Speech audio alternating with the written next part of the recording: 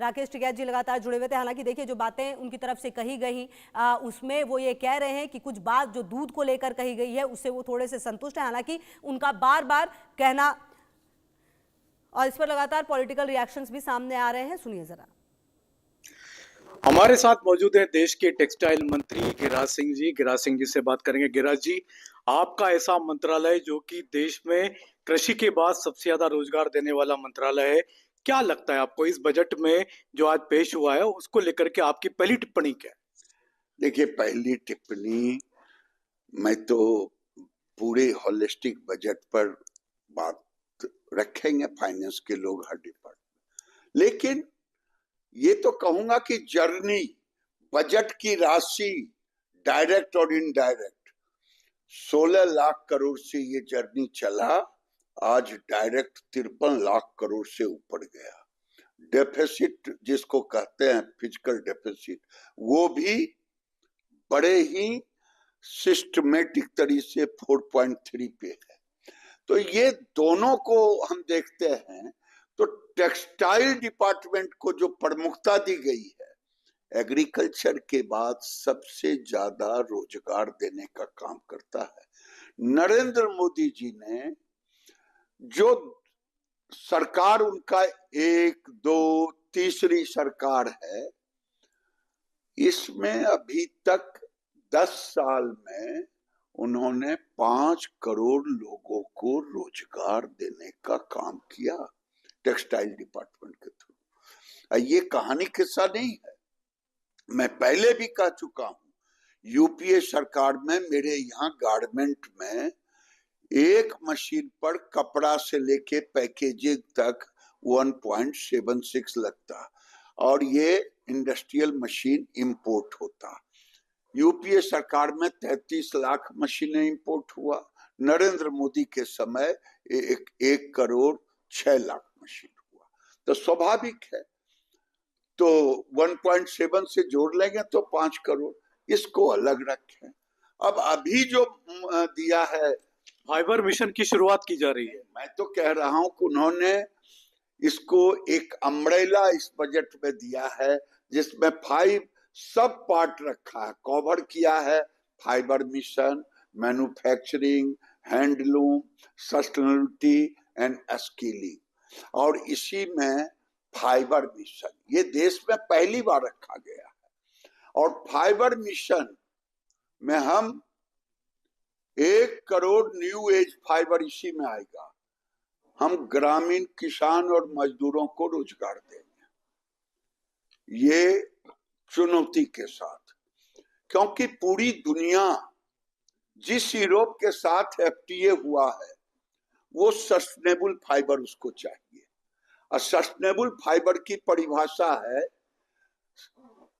क्या है, United nation के तहत पेट बोतल रिसाइकिल और कॉटन रिसाइकिल, हम उसके अग्रणी हैं।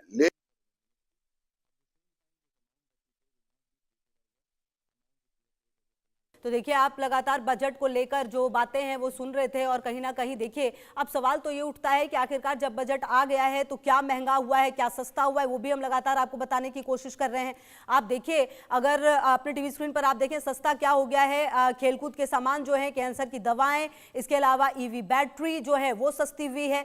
और अगर आप देखें सोना जो है वो, इसके बाद सोलर चैनल, इसके अलावा आपको बता दें कि जो महंगा हुआ है कुछ, अगर उसको आप ध्यान से देखें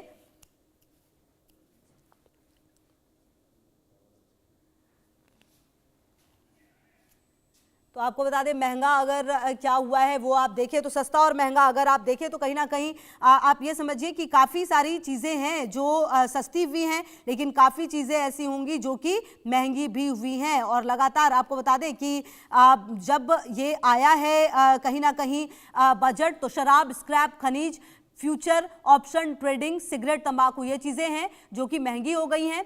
इसके अलावा शुगर और कैंसर की दवाएं सस्ती हो गई हैं, खेलकूद के सामान, biogas, mixed CNG, EV battery, बीड़ी, कपड़ा, ये तमाम चीजें हैं जो कि सस्ती हुई हैं। विदेश यात्रा जो है वो सस्ता हो गया है, लेदर के जूते, सोलर पैनल, सोना, ये तमाम चीजें जो हैं वो सस्ती हुई हैं। लेकिन महंगाई अगर आप देखें तो आने वाले समय में शराब, स्क्रैप, खनिज, फ्यूचर ऑप्शन ट्रेडिंग, सिगरेट, तंबाकू, ये कुछ चीजें हैं जो कि महंगी भी हुई हैं। तो कुल मिलाकर ये जो महंगा है वो भी आपने देखा और जो सस्ता है वो भी आपने देखा।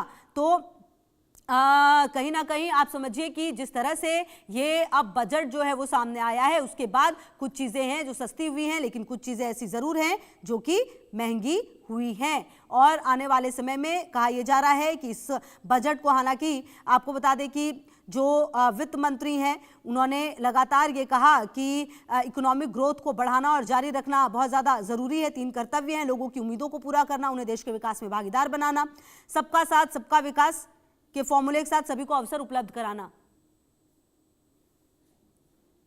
तो लगातार हम आपको ये बता रहे हैं कि क्या सस्ता हुआ है और क्या महंगा।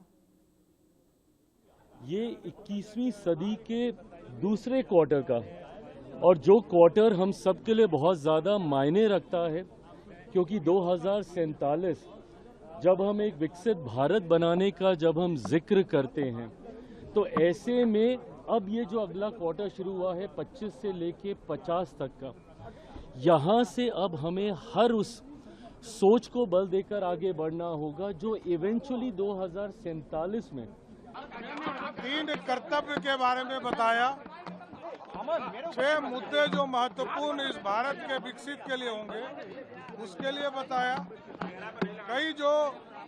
कई योजना के बारे में उन्होंने बताया, चाहे वो हाई स्पीड रेल का जो कॉरिडोर हो, सेमीकंडक्टर का पूरा इंफ्रास्ट्रक्चर खड़ा करने का मामला हो। हम विश्व की चौथी आर्थिक अर्थव्यवस्था है और माननीय मोदी जी के नेतृत्व में हमारा एक लक्ष्य है कि विकसित भारत 2047 हो।